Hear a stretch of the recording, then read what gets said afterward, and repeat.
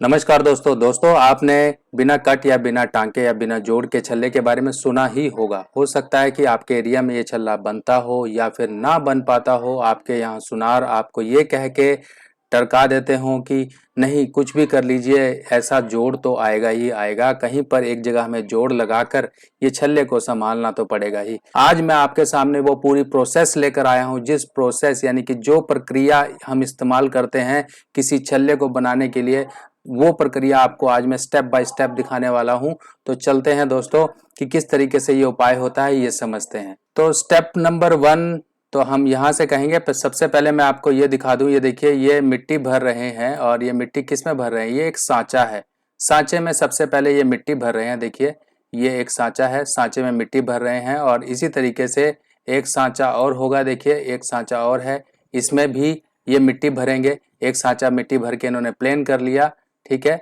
और उसके बाद ये दूसरे सांचे में, अब ये पहले सांचे को तैयार कर रहे हैं, थोड़ी पाउडर वगैरह कोटिंग करने के बाद ये छल्ला, देखिए ये छल्ला रखा जाएगा इस तरीके से सांचे में मिट्टी में दबा के ये बनाया जाएगा, जैसे आप ढलाई जिसे हम कहते हैं। तो एक छल्ले की सबसे पहले इसमें जरूरत होती है। देखिए छल्ला रखने के बाद ऊपर से दूसरा सांचा रखेंगे, दूसरा सांचा रखने के बाद इसको फिर दोबारा ये मिट्टी से भरेंगे। देखिए इस तरीके से खोलने के बाद अब देखिए मिट्टी वैसे की वैसी ही टाइट हो चुकी है और जो छल्ला इसमें हमने पहले डाला था, कोई भी नॉर्मल एक गोलाई के लिए छल्ला डाला जाता है, वो छल्ला डाल के उसकी अब इस छल्ले को ये निकाल देंगे। देखिए ये चिमटी की मदद से ये निकाल लिया इन्होंने। अब देखिए गोलाई बन गई।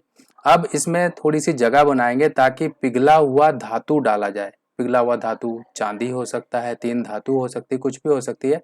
इस तरीके से ये इन्होंने थोड़ी सी नाली टाइप की बना। अब ये दूसरा स्टेप देखिए आप, ये चांदी को वजन किया, वजन करने के बाद एक बर्तन में डाला जो कि भट्टी में जाएगा। अब भट्टी में इसको पिघलाएंगे। देखिए इस तरीके से ये पिघलाया जाएगा एकदम। ये जब पिघल जाएगा उसके बाद अब ये भट्टी में पिघल चुका है, ठीक है। अब ये इस जो हमारी चांदी पिघल चुकी थी उस चांदी को निकालेंगे और उस सांचे में डालेंगे जिस सांचे को इन्होंने तैयार किया। ये देखिए ये सांचा नीचे रखा हुआ है, यहाँ पर ये सांचे में अब ये पिघला हुआ चांदी डाल रहे हैं। अब ये पिघला हुआ चांदी इस सांचे में भर दिया, जो कि नाली बनाई गई थी, ऐसे सांचा बनाया गया था। ये देखिए इस तरीके से भरा जाएगा।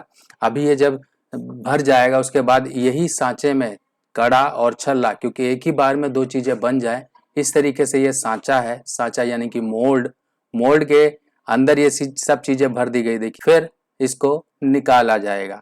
अब ये सांचा देखिए आपके सामने, ये देखिए अब ये बिना टांका बिना जोड़ का तैयार हो गया। ऐसे ही ये छल्ला तैयार किया गया, ऐसे ही एक सांचा था जिसमें कड़ा तैयार किया गया। अब इसके बाद ये चीजों को निकाला जा रहा है। देखिए आपके सामने कि किस तरीके से ये कड़ा भी एक ही सांचे में तैयार हुआ, छल्ला भी एक ही सांचे में तैयार हुआ। किसी प्रकार का कट नहीं है, किसी प्रकार का जोड़ नहीं है, क्योंकि ये एक ही सांचे में ढलाई करके बनाया गया, यानी कि पिघला हुआ धातु।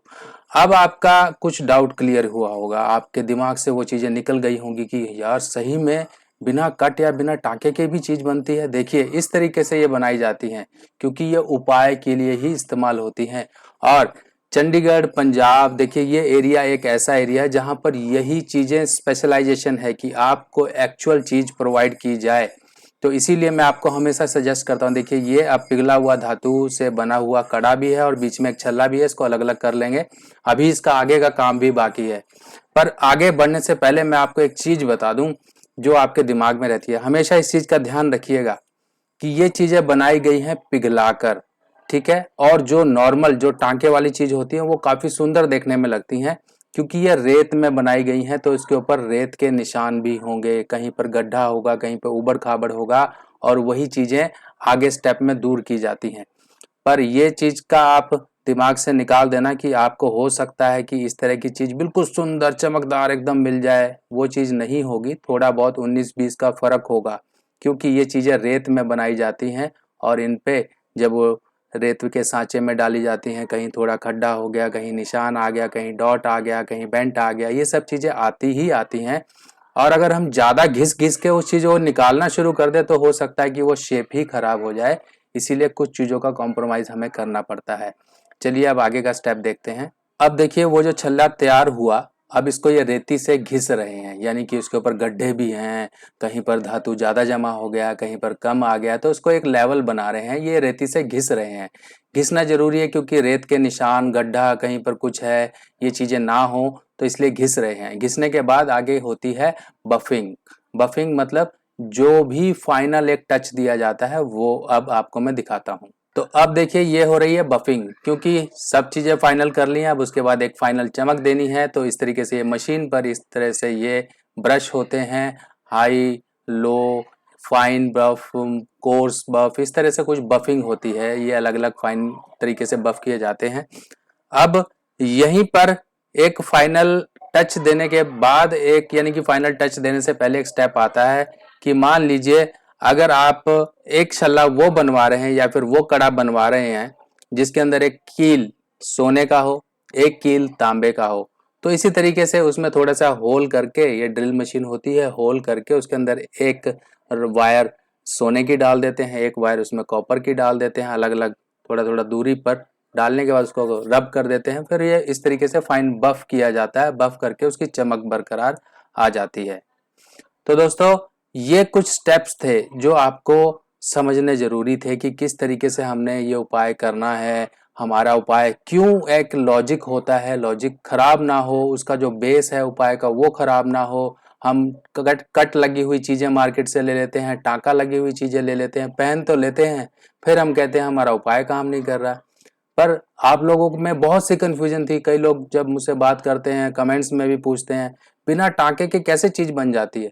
देखिए आपके सामने बनाई गई है, आपको बताया गया है पूरा प्रोसेस, और ये प्रोसेस पूरा सेटअप होता है। हो सकता है कि आपके एरिया में ना हो, पर जहां पर भी अगर ऐसा सेटअप है तो आप अपने यहाँ पर सुनार को बोलिए कि हमें ढलाई वाला बिना टक, बिना जो है कट लगा हुआ या बिना टाँका लगा हुआ इस तरह का चाहिए, तभी हमारा वो पाए का छल्ला या कड़ा या फिर जो भी चीज़ आप इस्तेमाल कर रहे हैं वो तभी काम करेगी।